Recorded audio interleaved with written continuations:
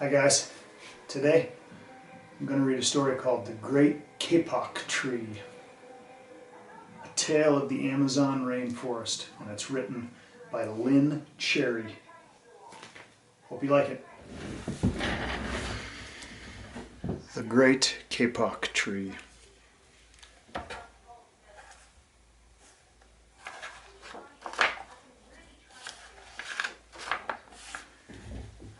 Two men walked into the rainforest.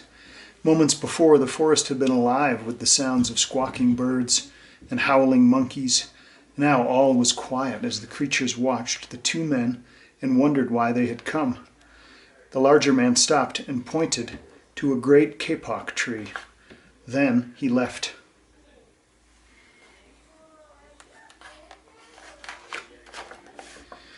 The smaller man took the axe he carried and struck the trunk of the tree. Whack, whack, whack. The sounds of the blows rang through the forest. The wood of the tree was very hard. Chop, chop, chop. The man wiped off the sweat that ran down his face and neck. Whack, chop, whack, chop. Soon the man grew tired. He sat down to rest at the foot of the great kapok tree. Before he knew it, the heat and hum of the forest had lulled him to sleep. A boa constrictor lived in the kapok tree. He slithered down its trunk to where the man was sleeping. He looked at the gash the axe had made in the tree.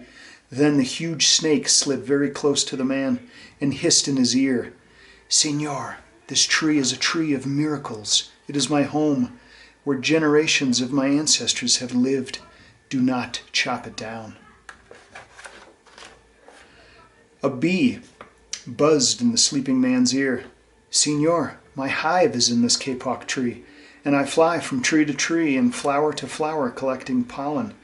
In this way, I pollinate the trees and flowers throughout the rainforest. You see, all living things depend upon one another."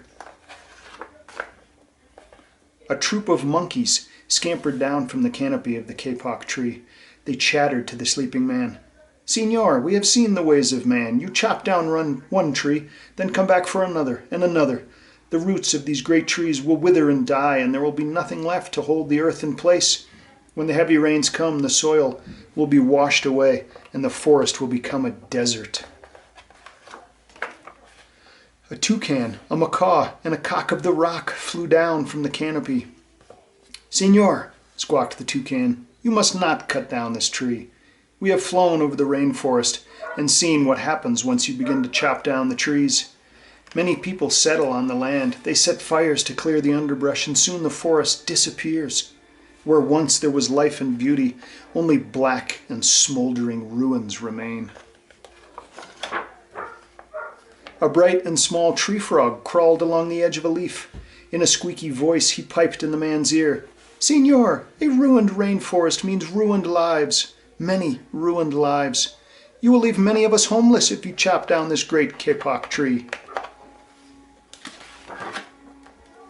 A jaguar had been sleeping along a branch in the middle of the tree. Because his spotted coat blended into the dappled light and shadows of the understory, no one had noticed him. Now he leapt down and padded silently over to the sleeping man. He growled in his ear, "Señor, the kapok tree is home to many birds and animals. If you cut it down, where will I find my dinner?"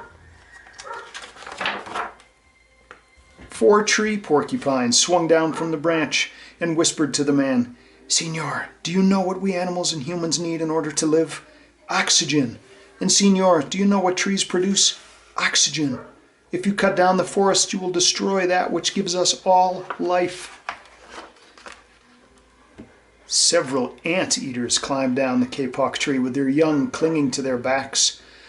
The unstriped ant-eater said to the sleeping man, "Señor, you are chopping down this tree with no thought for the future, and surely you know that what happens tomorrow depends upon what you do today. The big man tells you to chop down a beautiful tree. He does not think of his own children, who tomorrow must live in a world without trees." A 3-toed sloth had begun climbing down from the canopy when the man first appeared.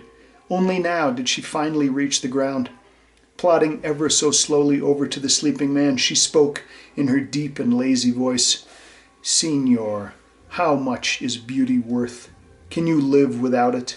If you destroy the beauty of the rainforest, on what would you feast your eyes?"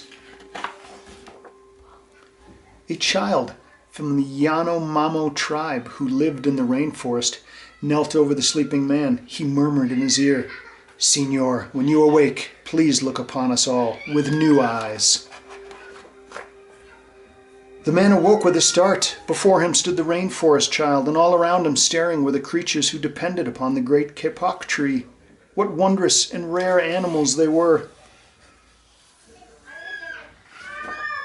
The man looked about and saw the sun streaming through the canopy. Spots of bright light glowed like jewels amidst the dark green forest. Strange and beautiful plants seemed to dangle in the air, suspended from the great Kapok tree. The man smelled the fragrant perfume of their flowers. He felt the steamy mist rising from the forest floor, but he heard no sound, for the creatures were strangely silent.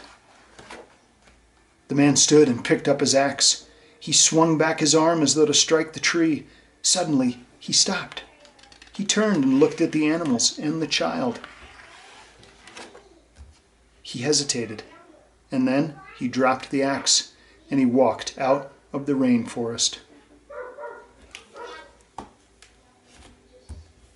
The end. Okay, this is one of my favorite books. I love the pictures, love the story.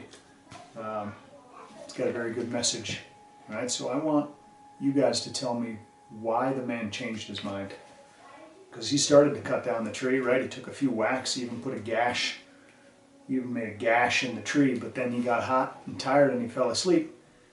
And when he woke up, he started to swing that axe again, but he stopped, didn't he? He decided he wasn't going to cut the tree down anymore. So I want you guys to tell me, why do you think he changed his mind? Okay? I hope you like this one.